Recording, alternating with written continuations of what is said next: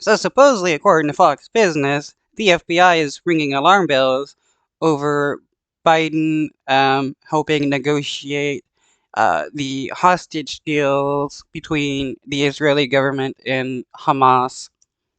Now, Congressman, welcome back. Good to see you again. You don't like this truce, the exchange of hostages. You don't like it, do you? Why not?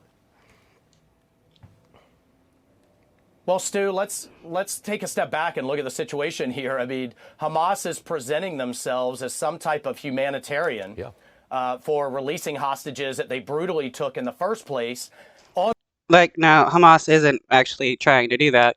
But if you don't care about the hostages being released, then what's the entire purpose of all this? Don't you want the hostages to be freed? And if so, that means you gotta work with the hostage takers in order to get those people freed.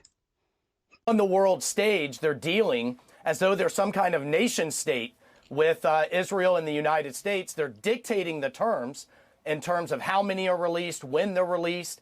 And I guarantee you they are going to seek to drag this out, because the longer they can, the more they can reposition, rearm, resupply, and get ready for the next round of fighting. So I don't like where this is going. And if their goal is to turn global opinion against Israel, I think they have the upper hand here. The UN has been horrible. You're seeing protests on the streets. I even had a relative over Thanksgiving, Stu, that was kind of doubting that October 7th was as bad as being presented. I had to send them the videos. Well, it's not Israel it's not Hamas that is getting people to turn their perspective on the Israeli government. It's the Israeli government that's it itself by attacking innocent people and attacking UN shelters and stuff. If they were to stop, killing innocent people, the international community wouldn't be turning against the Israeli government. And you've got President Biden standing on the global stage not knowing whether we have proof of life of all of the Americans, and his national security advisor on the Sunday show not having all the information. I hope they have it behind the scenes for the sake of all Americans. But I think Hamas is winning the global propaganda war here, and we need to retake the initiative. Right, Hamas is winning the quote-unquote propaganda war, and more people are supporting Hamas when that is not the case, because people aren't supporting Hamas, they're supporting the innocent Palestinians that are caught up between the fighting of Hamas and the Israeli government. Retake the upper hand. Could you make the point that Israel is actually winning on the ground? After all, they've smashed Gaza. They've destroyed what looks like Hamas leadership. The war has not extended into northern Israel and Lebanon. It's not really extended into the West Bank. On the ground, militarily, the Israelis looking pretty good. Would you accept that? I mean, I guess if you consider killing 1,400 plus innocent civilians looking good.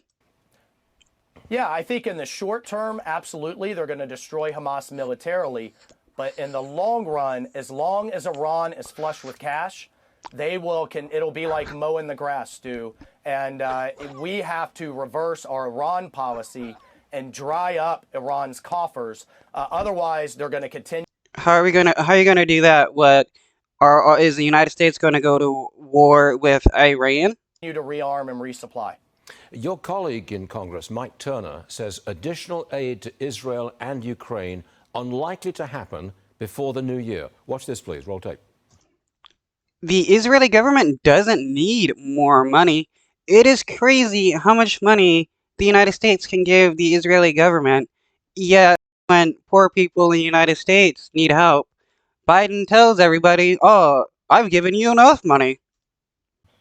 I think it'd be very difficult to get it done by the end of the year. And the impediment currently is the White House policy on the southern border.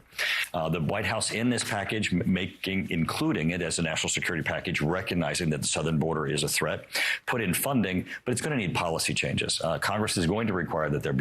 There is no threat at the southern border. The only people that think there is an invasion or a threat of from people moving into the United States, racist people. Laws changed to make certain that the border returns to its prior state, perhaps remain in Mexico, other types of provisions that would secure the southern border.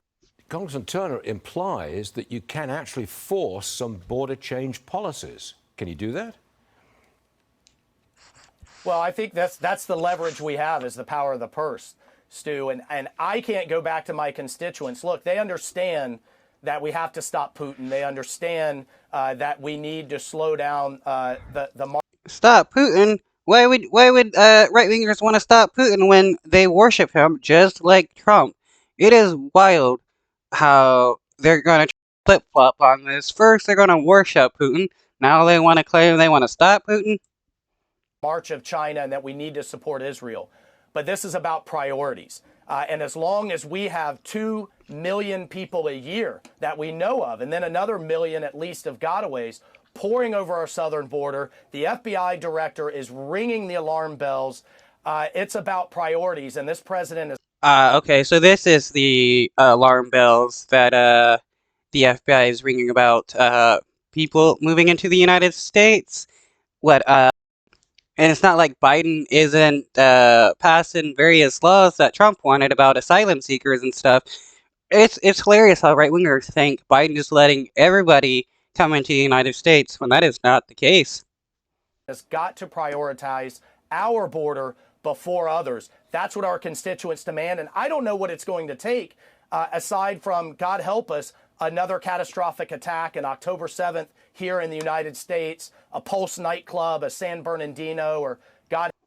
Yeah, False Nightclub in San Bernardino, those were by right wingers. That's hilarious. He's considering right wingers to be a threat, but acting like it's people from across the border that's the threat. Help us, a 9/11 style attack.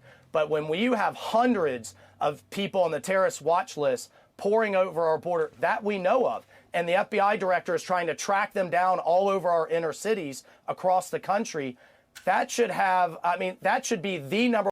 The only actual terrorists we need to worry about in the United States are the right-wing terrorists that exist now and are continually attacking LGBT people, Jewish people, or attacking the power grid.